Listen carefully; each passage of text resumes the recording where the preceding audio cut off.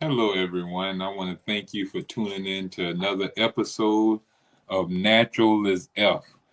This is a show that we do every Tuesday at 6 o'clock p.m. on all things relevant media that you can find us on Facebook under all things relevant media. You can go to YouTube and catch us streaming live at all things black media on YouTube. But make sure you hit like and share. I want to thank y'all, our listeners, for tuning in to this show. We want you to support by, first of all, watching it and hitting like and sharing it with other people around you, but also donate to All Things Relevant, where they can continuously bring you all things that are relevant. Now, we have a good show today where we're going to get off. I know a lot of stuff that we're hearing in our news and in the world today is surrounded around COVID. But we're going to change that dialogue for just a little bit. We're going to change the narrative for just a little bit. And let's talk about some other aspects of health. You know, COVID is not the only situation that's going on in the world that's destroying folks, that's destroying people's lives, their health, and their happiness. So we're going to look at other areas in our world and other things that's going on in our world that we are suffering from and help us overcome those things. And for us to do that, we're going to go on the topic of what our modality is. Our modality is holistic health, and a lot of people are unaware of that term that we deem holistic health. Now, most people, when they get sick, the first thing they reach for is medicine. And if they're not reaching for medicine, they're searching for herbs and remedies. So they are not really holistic, they are medicinal. Even if you're doing remedies and treatments, you're still medicinal because you're trying to medicate yourself with herbs and remedies. So it's not really holistic. When we define holistic, we get a sound body, mind, and soul. All right. So medicine don't, you say, target the mind, body, and soul. Remedies don't target the mind, body, and soul. But our technique, which you'll learn in part two of this topic, which is natural hygiene, is targets the body, mind, and soul. And matter of fact, the three topics that we're going to talk about in this session, we're going to be talking about the introduction. We're going to give you an introduction to the physiology of beliefs, which is looking at the mind and the hardware that is the seat of the mind. We're also going to look into natural hygiene, which is the physical aspect and the laws and concepts that govern this body and flesh that we use as a temple. We're also going to look at the biology of belief, where we're going to look at the potential of our soul in raising our awareness of consciousness. So when we are in alignment with our mind and we're in alignment with our physical and we're in alignment with our soul, then we are whole. We're sound in our mind, in our body, and in our soul when we are in alignment or in balance in these areas that we're going to introduce to you today here on Natural is Health. So if you haven't gotten one yet, you should get you a pen and pad and get ready to jot down some notes because we're going to dig in to these three topics where you can get a very get very well acquainted with these three topics where you can start having you some sound health in those three areas that makes you whole. You know, a whole man must be sound in his body, in his mind, and in his soul. If you're just sound in your mind and your body is messed up and your soul is messed up, then you're not holistic. You're not a whole man. You're partial. You're piecemeal. If you got a good mind but you have a terrible body, you know, and a terrible soul, then you're messing up there as well. If you got a good soul and you lacking body and mind, you're still not whole. So the objective of holistic health is to target the mind, body, and soul and bring balance and bring soundness, bring healing and health in those three areas synergistically at the same time, you know, where they can you'll say help you grow into this whole being, where you can have the best being that you could be. All right. So let's start off with the introduction to physiology. Um, and I want to tell you, we're not medical doctors, we're not herbalists, we're not psychiatrists, or any of those so called medical modalities. We're holistic doctors, naturopathic practitioners, natural orthopathic practitioners, hygienic doctors that teaches the concept of holistic health using natural hygiene and all of the natural ways that doesn't use with drugging treatments or any of that type stuff. If you feel that you have a medical problem that need medicine, then you need to contact your medical doctor, because we have no medicine here. We don't encourage medicine. If you have an issue that you think that a psychiatrist can help you with, that needs psychiatrist work or anything like that, we suggest that you contact a qualified psychiatrist, because we don't use any of their modalities either. But we use holistic thought patterns and spiritual research that will help you evolve into a higher, happier self or a higher, happier being. So the introduction to physiology. A lot of people neglect physiology, how things function, how things work. Um, Even in our mind, our brain controls a lot of the functions throughout our body, not only this through our body, but also uh, in the way that we act, behave as well. So that brain is very important to our day-to-day functions. So when that brain is out of whack or been abused, damaged or anything of that nature, then obviously we're not going to function at our higher state of being. So we're going to operate, low in function. We're going to have a problem with how we're behaving, how our body's functioning, because not only is the mind with our thoughts and how we, act out here in the world, but the brain controls how the heart beats. It controls how the digestive system digests food. It controls how the kidneys filter the blood and when it urinates, and how it grows, how the cell function, how it splits and differentiate. It has all these different functions that it controls. So when that brain is not working properly, then we have problems in our functioning in our actual physical body, as well as how we behave in our day-to-day functioning.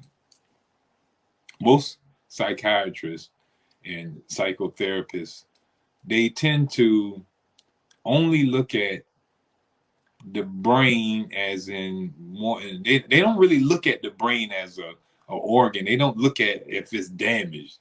They want to just help you with telling you to meditate, think more positive thoughts, take medication, but they don't look at the brain as an organ. Like if you go to a kidney specialist, he don't be out there like, well, let's examine the thoughts around your kidney, or let's get you to meditate on a better kidney. No, he actually look and get a CAT scan or MRI or something like that. He actually get a picture of what the kidneys look like, and he, examine the kidneys and different things. See where the abuse is, if it's fatigue, if it's atrophizing, or whatever is going on with the kidneys. He get a total look at the organ that he's trying to treat. Now, all other physicians and doctors who treat organs and tissues, they actually look at the organ and look at the damage being. When you go to psychiatrists, they neglect to look at the organ that they're treating. They only try to treat you with psychotherapy talk, biofeedback and different things of that nature, but they don't work with looking at the brain itself. Like in Dr. Amen research from the Amen clinics, he do this thing where he actually examined the brain through this concept called spec. And what he do is he get a 3D image of what your brain looked like. And he can tell what areas in your brain is affected because there'll be lack of blood flowing to that area of the brain. So at any time we're operating out here, if we're not getting adequate flow of energy to every part of our brain, the area that is not getting a full flow of blood will function less. Now, if it's an area in our brain that is getting extra blood because it's damage there, like it's inflammation there, swelling going on because of excess blood there, then there's going to be excessive functioning. All right. So let's say, for example, this area of your brain right here in the front is your prefrontal cortex. On the side of your brain right here are your right and left temporal lobes. Up here you have the parietal or occipital lobe, and in the back you got your cerebellum.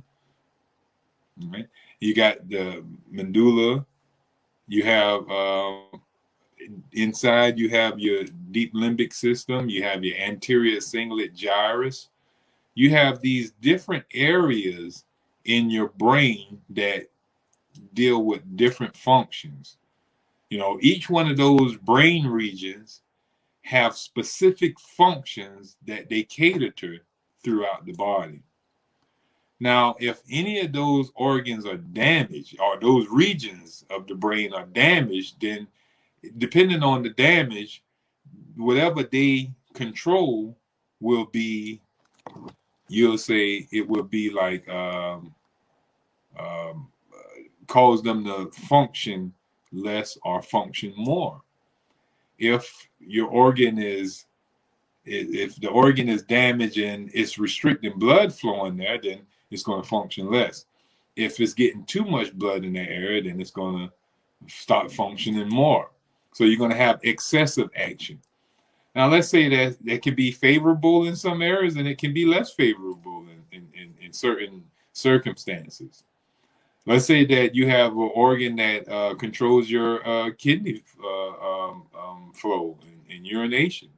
Now you're excessive urinating, or one that if it's low functioning, then you're not urinating effectively. So you start building up fluid on the body. So the control is no longer controlling it in balance. So you can develop issues, disease, and suffering in your body, all because there is brain damage going on. And a lot of things can cause brain damage in us. It can be from hitting ourselves in the head, getting hit in the head, playing sports such as football, soccer, that you use your head to hit the ball, or you get hit from head-on-head collision with football in those helmets. Matter of fact, I know the ATR group and some of those who are partners of ATR, they putting a helmet together that's supposed to help with all these concussions and stuff, with protecting people's brains, because the brain is really fragile. It's like butter. It's the consistency of butter. It's not that formaldehyde thing that you see in the laboratory. Excuse me.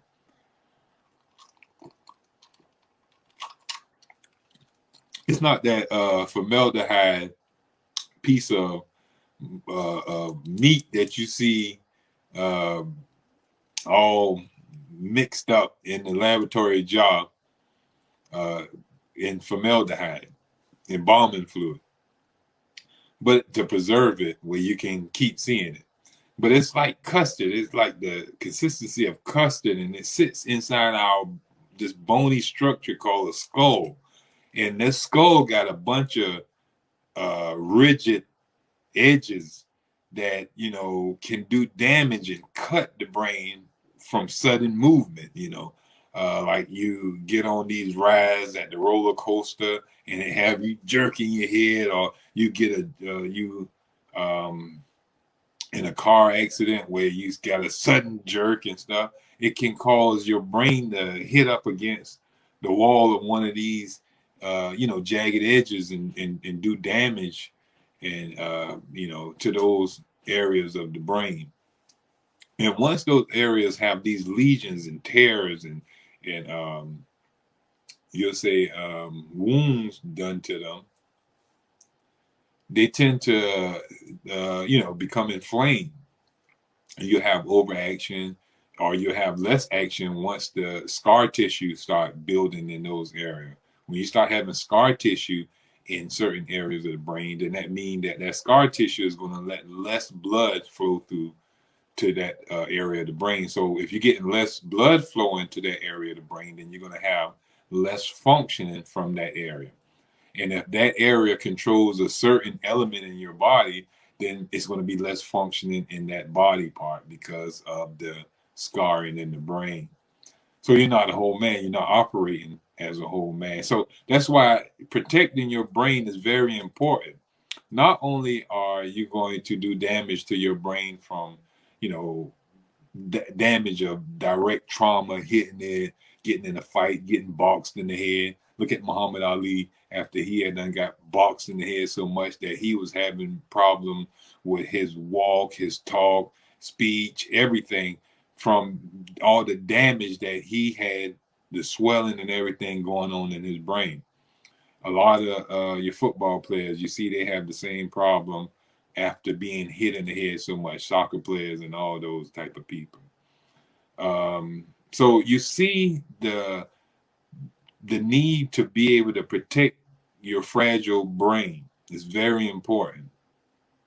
Hitting your kids in the head because they didn't wash the dishes, busting them across the head because they making the F in school, damaging their fragile brain is not ideal discipline.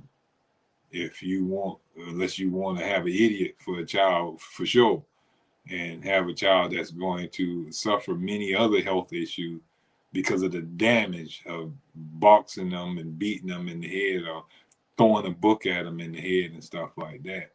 So you want to make sure that you not only protect your fragile brain, but protect those around you. Because if you allow their brains to become damaged, then they're going to behave differently, and you're going to see different behavior. You get more aggression. You get all suicidal attempts and all type of stuff from damaged brains. When people have damaged temporal lobes and stuff, sometimes they become suicidal, all because of the pressure on their brain creates these suicidal conditions. It may even cause you to, like this one experiment where the guy did a experiment on rats in the laboratory where he did lesions, where he actually did lesions with a scalpel where he cut and parts of the hypothalamus gland. And in doing so, he caused the rats to overeat. They were overeating due to damage to the hypothalamus gland. And so we can also have that damage in certain areas where we become compulsive in certain behavior, or we can become lackadaisious in certain behavior, all because of damage to certain areas of the brain. So you want to make sure that you protect not only your brain, but protect the brain of others as well. But it's not just from trauma. Toxicity comes as a damage to our brain as well. You see alcoholics who have brain damage from ingesting huge amounts of alcohol. You have people who are on psychedelic drugs and all type of other drugs that over the period of time, they do a lot of damage to their brain. The brain with certain drugs such as, alcohol, heroin use, cocaine use, we actually, when we look at brain scans of those people's brains, their brains look like Swiss cheese. You see a bunch of holes in their brain where those holes are dark matter that's not being, where no blood is flowing because so much damage has gone on in that area. So they don't have access to those areas that's dark. They only have access to the areas that are light where blood is flowing. And there's not many areas flowing with blood. So they don't have access to a lot of the areas of their brain. And if they don't have access to those areas, then they can't function from those areas. So they get less function. That's why you see people act erratic after, being on drugs so long. They don't walk properly. They take too long to talk. They have speech impediments.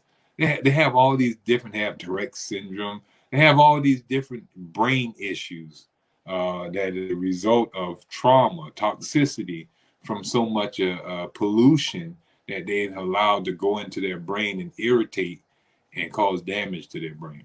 Now, not only just those type of drugs, salts, seasonings, poisonings, all these different poisonings that we take from, even heavy metal. When we eat a lot of seafood, we get a lot of heavy metal poisoning. We drinking the city water out of our faucet, all the poisons that they dump into them. All those heavy metals can actually cross the blood-brain barrier and get into the brain and do damage to cells in our brain and cause us to eventually start having problems. Now, overuse of pleasure, such as overusing sex, and other so-called dopamine releasing pleasures, will actually do damage as well, and eventually have us with the symptoms of like Alzheimer's disease and dementia. So we want to make sure that we protect ourselves from toxins, and that's where we're going to go into the next step of being whole, which is protecting our physical body through a process called natural hygiene, or a science called natural hygiene. Now, natural hygiene is what we've been teaching from day one. All right. Now, once you take care of your brain, your mind, you need to also take care of the body as a whole. Not just being mindful of your mind, but also taking care of your natural hygiene. Now, when we think of hygiene as, brushing our teeth, combing our hair, washing up on our arms and our private areas, trimming our nails and toenails and stuff like that. That's what we think of as hygiene. Spraying ourselves with some cologne, putting a little makeup on, dyeing our hair. That's artificial hygiene. Proper hygiene is where your hair is automatically beautiful and nice. Your skin is automatically beautiful. You don't have to put on lotions and all because you got a vibrant skin, oils and different things of that nature. You don't have to put colors in your eyes. Your eyes is naturally beautiful and bright. You don't have to brush your teeth with all this Colgate and stuff like that. You have natural white, beautiful teeth. You don't have to, use deodorants because you have a natural, you say, perfect essence coming out of your pores. You smell like what you eat. If you're eating fresh fruits and vegetables, then you're going to be smelling like that what you eat. So it's a way to build your body naturally. Natural hygiene is when you use natural elements of nature to naturally be beautiful, such as the air you breathe. The type of air you breathe will actually build your body healthy, or it will destroy your body and cause sickness, depending on what you're breathing. If you're breathing fresh oxygen, then you'll be building your body in such a way where it will naturally be building itself through a natural hygienic concept. If you get in sunlight, that's a natural way to get vitamin D where you can have strong bones. Now, there's an artificial way to get vitamin D, which is the medical people approach, where they tell you to drink milk, where they tell you to take vitamin D pills and other kind of nonsense. But you can naturally get the vitamin D that you need and get it where it's assimilable and absorbed into your body properly without causing you damage and all the other toxins that come along with the vitamin D pills and the poisons inside the milk. You don't have to get that. You can just get pure vitamin D from the sun rays and free. You don't have to pay nobody for pills or pay nobody for milk to get vitamin D when you can go right there and stand in the sun and let the sun beat on your skin and get pure vitamin D. So there's a natural way to hygiene, and then there's artificial ways to hygiene. The natural hygiene is the most efficient way and the most proper way that doesn't have any toxins that is going to be taken into your body to get to the state of perfect hygiene. Drinking water, and drinking clean water. Remember, we talked about a lot of the municipal waters and all these spring waters and all these alkaline waters and all these other waters that they add heavy metals to, and these mineral laden drinks. You want to stay away from those drinks because they toxify your body, and that those toxins, they circulate through your body, doing damage, irritating cells and tissue that even reach all the way up to your brain. And here it is, you're affecting your brain again and the whole body in the whole. So you want to make sure that you're drinking purified, clean water. Back in the days, we call it holy water. Holy water, just holy water, nothing else. There's no other substances in it. It's just purely holy water. Holy water is H2O, nothing less and nothing more. So you want to make sure that's what you're drinking. So where we can get this type of water in our day and time is considered to be distilled water. Distilled water is pure H2O, neutralized water.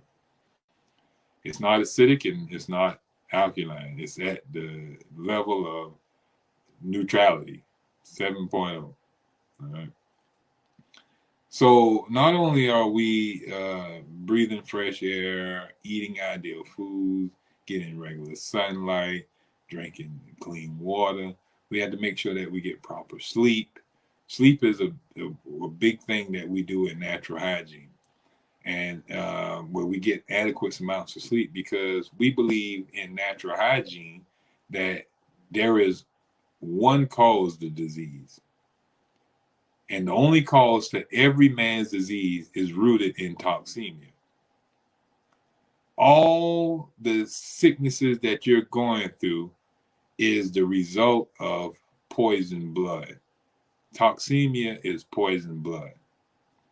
Everything that you can be suffering from, every sneeze, every cough, every inflammation, every bronchitis, every meningitis, every carditis, every uritis, every colitis, every arthritis, every laryngitis, every so-called jitis, every disease is the result of poisons accumulating in the body and blood and the tissue.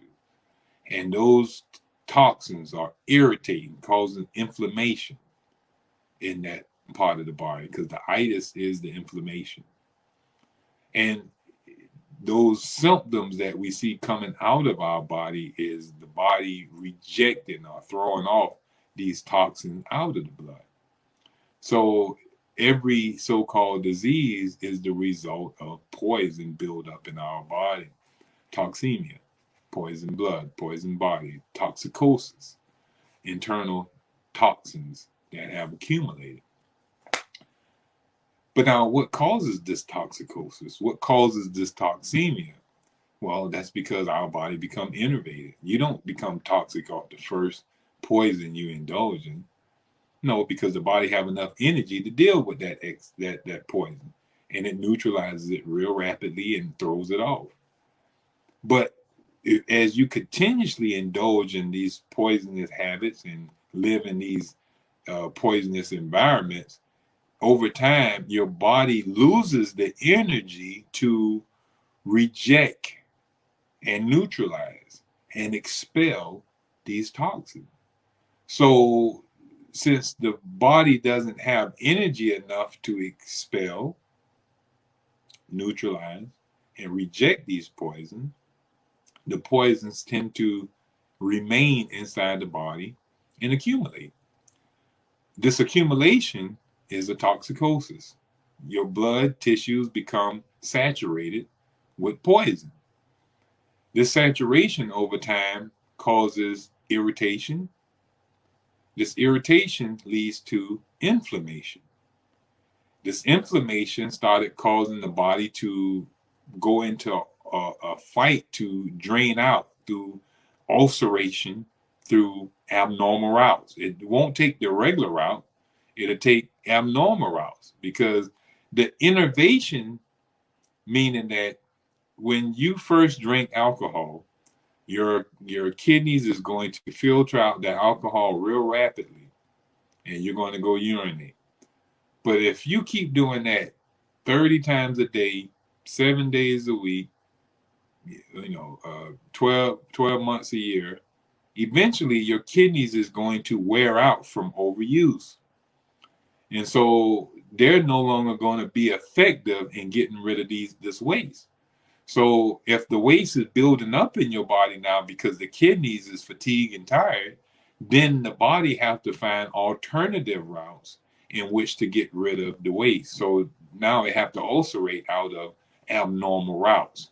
Now these abnormal routes is what you're going to feel as a dis-ease or suffering, because these toxins are coming out of routes that weren't designed to free toxins or drain toxins out of the body. So as they're going out of the body, they're irritating and damaging those areas in which they're coming out. So let's say that this liquor or nitrogen that you have building up in your blood because your kidneys are unable to get rid of it. Let's say that your lungs take up the efforts to protect the body from the ongoing accumulation of toxins.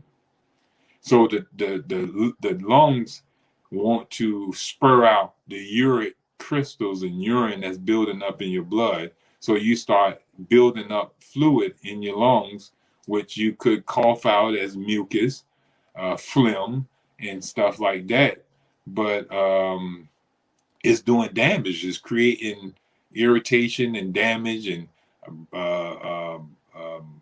damage to your lung tissue. And they tend to harden if this abuse is continued over a long period of time. And if you use medicine to, you say, stop the lungs from coughing, then those fluids and poisons that are coming through there are just going to remain in the lungs and create worse issues where you'll start having pockets of fluid, which leads to like issues like pneumonia, when you could have easily cough out that stuff. But when you suppress it and allow it to stay in your system, you allow for worse issues to develop in your in your life. So natural hygiene is going to teach you how to get energy back to your body naturally, where your organs that were designed to keep your body clean and healthy will go back into power and filter the blood of toxins. Because as the blood is filtered, then the blood can travel around to where these saturated poisons are have accumulated and been stored, and clean them out. You start having a detoxing effect going on when you start cleaning your blood. Every time you go urinate, that means that your blood has become a little bit cleaner. And then your blood can travel back throughout the body and pick up waste material and come back to the kidney. And then you urinate out again. And you can keep doing this if you're not retoxing yourself. Now, it makes no difference to, be able to urinate if you're going to keep on retoxing yourself. If you keep on drinking, then the urination that you're doing is ineffective, because all you're doing is retoxing yourself. But if you stop the cause of your toxin accumulation, which is your excessive drinking, then your kidneys will continuously urinate. It's not just because you stop drinking don't mean you're going to stop urinating. Urination going to keep going on. And so once you stop drinking, your kidneys is going to keep on urinating, and it's going to eventually clean up all the alcohol poisoning that you've drunk over the period of time. So the first stage in correcting all health issues is to stop the cause. Find out what's causing your illnesses, and you stop it.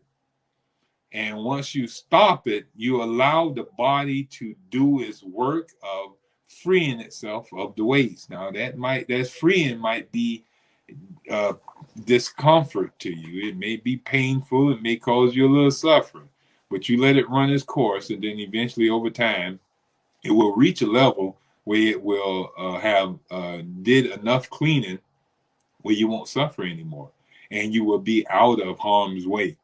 So this is the natural way to allow your body to detox. There's no such thing as a detox pill, detox treatments, or detox pads, or any of that stuff that they got out here on the market. That's artificial hygiene. And we don't teach artificial hygiene. We teach natural hygiene. Once you get proper rest into your life, then you're going to start seeing your level of health start soaring. You got to make sure that you start exercising.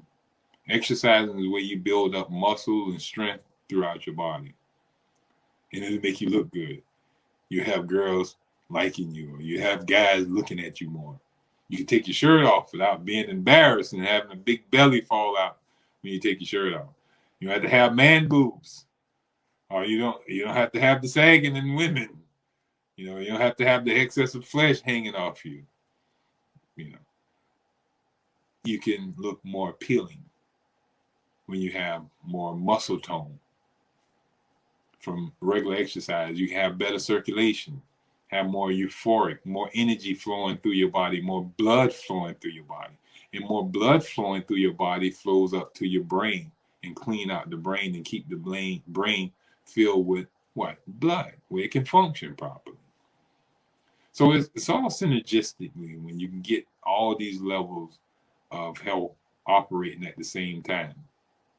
Not only do you natural hygiene deals with those things that we talk about, it also talk about temperature, making sure that you maintain normal temperature. Normal temperatures in such as your shower, the temperatures that you harbor around you in your environment, like it shouldn't be too cold or too hot, because your body have to use energy in regulating your body temperature. Your body temperature must maintain like 98.6, 98.7 up in the air somewhere. If the area that you are is really cold, then your body is going to use huge amounts of energy to keep that body at that state of 98 or something. If it get too hot, your body starts sweating to cool itself down and maintain that 98.7. So this is a self-generated organism where it generates its own temperature. It alters its own temperature, but in doing so, it requires energy to do that. It just doesn't do it on its own. It requires energy. It uses up huge amount of energy according to the amount of temperature change. The more sweating it got to do, the more energy is being used.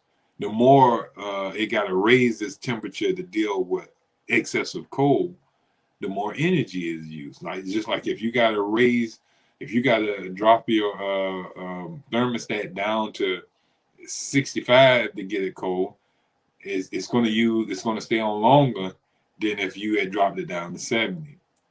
So the more you need to bring that temperature down in your body, or the more you need to raise it up, is going to require more energy from your body. Now, excessive use of energy from the body means that it got to pull it from somewhere. It got to pull it from the energy of the kidneys, the energy of the lungs, the energy of the colon. So other organs and tissues are not going to be able to function properly due to lack of energy. Then you start having your breakdown. You start having your constipation. All these other issues that are due to failure, failure of functioning power. Now, also we see that we also have to maintain normal relationships. and keeping the will to live. We got to have emotional balance. That's another thing that we see that is very beneficial in natural hygiene and what natural hygiene teaches as a concept and the philosophy. You can drain a lot of energy from being around a bunch of toxic people, toxic groups, toxic songs, toxic movies, anything that is not nurturing and promote energy and health is depleting of energy and health. So it's ideal that you be around positive people. Remember, the first stage of all disease is innervation, low functioning power, or a drain of your functioning power. Once your functioning power is drained from you, then your body no longer have function or power to filter and reject, neutralize, and throw off waste. So the waste build up in your body. So you want to make sure at all times that your energy levels are high. As long as you keep high energy levels, your body will reject, neutralize, and drain off waste. But when the organs and tissues have no power to reject, neutralize, and throw off waste, then the toxins accumulate in your body. Then the irritation starts. Then the inflammation starts. Then the ulceration starts. When the ulceration is constant and the irritation is constant, then there becomes a hardening. The hardening starts changing the structure of your tissues and cells. Now you got metamorphosis going on or degeneration. This is where you develop the cancers and stuff. So it all starts with low energy and evolves to irreversible degeneration and cancer. So we want to make sure that we keep high levels of energy. Keeping high levels of energy protects you from all the damages that will result of the poison that will accumulate in your body. I said it 5 different times, but I just want to make sure that you're getting the logistics of natural hygiene and the toxemia theory. Toxemia theory is a great theory to understand and help you understand why we suffer the diseases that we suffer from. But let's look at our last biology of belief. Let's look at now looking into the soul of man. A lot of us, we suffer because we're in a low state of consciousness. Now we look at the mind and we look at the body, but a lot of us are in a low state of consciousness that we don't have the potential to do great because we are in a state of being that doesn't allow us to be great. So the state of being is one that is programmed into us, or could have come from a karmic density that we have to pay off, or karmic debt, I would say, that must be paid off. And that's usually putting us in an environment that's going to program us to suffer in ways that we have to overcome. Now, these programs are programmed in us starting way back when we were in our mother's womb. The last 3 months of being in her womb, we are being, you'll say, programmed to deal with the environment that we're about to come into. And imagine if we're coming into an environment that is hot, an environment that is where everybody's drinking and smoking, where a bunch of people fussing and fighting and cussing. So if all that is going around the mother while she's carrying around this baby that's about to be born, that baby is have to be ready to come out into this environment. So the programs that's being programmed in the subconscious mind of that baby, that infant inside her, is going to be to protect for that environment. If it's nasty in there, if it's a bunch of foolishness going on, that baby is going to have programs to deal with that situation, to survive in that situation. If the environment is loving, excuse me, if the environment is loving, if the environment is, peaceful, if the environment is healthy, then also the subconscious programming that's going to be programmed in that child conscious mind, subconscious mind, is going to be to adapt to that environment. So if we look at the environments that most of our children are growing up in this day and time, especially in the Black community, we see that a lot of their programs and the way they're acting is not because the child doesn't want to act like that. They're running off of programs. We done program these kids, and now we're abusing them after they done been programmed through us. They watch how we act. They watch what we did. We program them through music. We program them through television. We program them through our own bad habits and the way that we were living. And now when they grow up and start doing the very things that they watch us do, now we want to beat them, cuss at them, throw them in jail, and do all type of other stuff to them. When in actuality, they're just following programs. Had we provided them with better programs, these kids would not be in the situation that we're facing today, with the youth killing one another, where the youth are acting out in rebellion because of the programming that they have been programmed with. So a lot of us, not only we're talking to youth, a lot of us have sabotaging beliefs. And a lot of us have sabotaging behavior. We have limiting behavior that limit us from becoming our best. We have that behavior that causes us to get in trouble. We have behavior that don't allow us to find love. We have behavior that causes us to always seek out sex too much and seek out sex in unnatural ways with so many different people, even though that's not what we want. But there are programs that forcing us to do those type of things. Now, consciously, in our conscious spiritual mind, we don't want to do this type of stuff. We want to do right. We consciously want to be perfect. But the subconscious mind is a little stronger than our conscious mind. The subconscious mind is where is our habit mind. That's our habit mind. It's where we don't have to think. We can just act out of habit. It's automatic. It's on autopilot. When a situation arises, we don't have to think about it no more. Think about a joke. It comes to a time where we can do a joke. And when I first tell the joke, I have to tell the whole joke out. Such and such, such and such, such and such, such and such, such and such. And then it was one. And then such and such and such and such and such and such and such and such. And so all you heard was one. And now when I tell that joke the next time, I can cut it in half. I say, hey, yeah. If I'm telling it to the same people, I can be like such and such, one, such and such, and everybody will still laugh because they know the joke.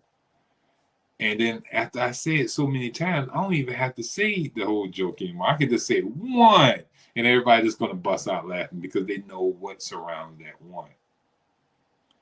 So the same thing with your subconscious mind. After you do something repeatedly over and over or get exposed to something over and over, your subconscious mind is like jumping at it like that. It's jumping at it like that.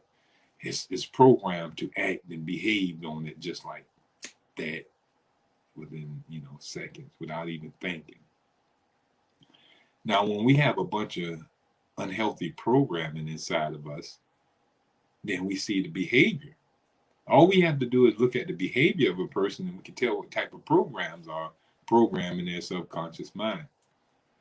And the way to get over these programming is to rewrite these programs. Now, here at Savannah Natural Health and what I've been teaching my clients and those people who are suffering in my community and friends, we use this biofeedback called Psyche. It's a process that helps you rewrite your belief patterns that have been sabotaging you. It said that most people are prisoners of their own mind. And when we can set them free of the prison of their own mind, that they're bonded by these programs, because these programs are in control of them. No matter if they want to do right, the programs are always going to take priority. And you want to eat healthy, but when it comes time where your body say, nah, on the couch and eat potato chips and look at TV, your program is going to jump in. And it's going to take full effect, and you're going to reach, and you're going to fail. Consciously, you want it to do right, but subconscious, that's not how we roll, buddy. So you have to break those subconscious patterns of thinking and beliefs, that limiting belief. And we use this concept called Psyche. If you're interested in that, definitely give us a call at Savannah Natural Health at 912-227-9335. And we got sessions to help you rewrite your thought patterns and make you more successful in life, and help you get rid of those patterns of thinking that are limiting you. It's real effective. It's easy. It's nothing that you have to take or anything like that. Just give us a call. Let us get you in and show you how effective it can be with helping you rewrite your life, where you can have an extraordinary life that you deserve. That's 912-227-9335. And finishing up here and talking about this biology of belief, we also have to dig into the work of kinesiology, where we look at the map of consciousness done by some hygienic doctors as well, where we look at where they talk about the map of consciousness, where wherever our conscious state is, that's where we are going to view life from. And when we're at a low state of consciousness, then we're going to see the world at that low state. And if we're at that state of anger, then everything around us look angry. If we're at a state of grief, then we operate out of grief. If we're at a state of apathy, we care about nothing. If we're at a state of, desire, then we always in wanting. If we had a higher state, now those are low states that I was just talking about. When we at those low states of consciousness, then we're vibrating low, and we're going to be suffering in this world. This world is not going to be, we're not going to find happiness in a world where there's wanting, like we're always in need, like we're not getting enough. Our God is not supplying what we want. We're in desire, we're wanting. And if we're in sorrow and grief and anger and all the lower states, then we're not happy with this. Not life is not fulfilling. But when we go to that higher state, we have when we start at the level of joy and reason and the enlightenment, all those high levels of existence, acceptance, willingness, all those high levels of existing, where we're accepting the world as it is, and we accept ourselves, and we are willing to make changes, and we are in a joy state. We're operating out of love for not only ourselves but all of mankind and all that has life, all beings and creatures everywhere present. That's a high state of being, when you can show love not only just for you, but you can show not only just love for in your household, and you can show love for more than just your race and your community. You can go outside those bounds, and you can show love for all that has life, creatures and non-creatures and whatever there is. You just see everything as you being present, as the Almighty is present.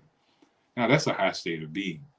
You have to be standing really high on a conscious mountain to be at a state where you see all things as self. That's a high state of being. So that map of consciousness helps you come out of low states, and listen to the words of it. It's a map of consciousness. So that means that the map is a map to guide you or direct you through different states of consciousness. So you might be at one state, and if you want to get to another state, well, here's the map to get there. You know. So we also at Savannah Natural help you evolve from the map of consciousness to go to higher states of being, if that's your goal. And we know that that's all man's goal, to perfect themselves and ascend to higher levels of being. No one wants to be in a low state of being. So with that being said, we want to thank you for this chance to allow you to hear our take on holistic health and healing through natural hygiene, the physiology of belief, introductory to it, and our introduction to natural hygiene, our introduction to the biology of belief. Just a recap on it, you know, protecting your brain is ideal. You should always protect your brain. You change your brain, you change your life, according to Dr. Amen research. Protecting your brain can have you living young and youthful for life. Make sure that you practice natural hygiene. We've been teaching natural hygiene ever since we started this broadcast here on ATR Media. And we're going to be teaching natural hygiene until they kick us off this show or something else happens. But natural hygiene is our way of life. It's not just a diet. It's not just some fly-by-night thing. It's been here since mankind became on the earth. He had to have fresh air. He had to have sunlight. He had to have water. He had to have, ideal food. He had to get rest and sleep. He had to maintain normal temperature. He had to have movement, and he had to have emotional balance around himself. All those things that we were just talking about, those things were necessary for the first man, and it's going to be necessary for the last man. As a matter of fact, when those things are out of existence, well, so will man soon leave existence as well. When there's no more fresh air, sunlight, water, ideal food, normal temperature, and his ability to rest, he will eventually disappear from the earth. So those things are in the beginning, alpha and omega. So make sure that you follow natural hygiene from start to end of your life, that you can have one that is healthy and strong. And we want to make sure that you raise your awareness. See where you're at. If you notice that you can, if you're at a state of anger, at low states where you're feeling unhappiness and stuff, then there's a higher state for you. And if you need help in searching for a higher state of existence, like we said, Savannah Natural Health have means and conditions to help you get to that state. You can contact us at 912-227-9335. Hey, we want you to have a great week. Best of health and happiness. We love you. And make sure you tune into our show next Tuesday for some great more information about holistic health and healing. We want you to have a sound body and mind. That's the three, and the three bear witness here on earth. Body, soul, and mind. All right? That's a whole thing.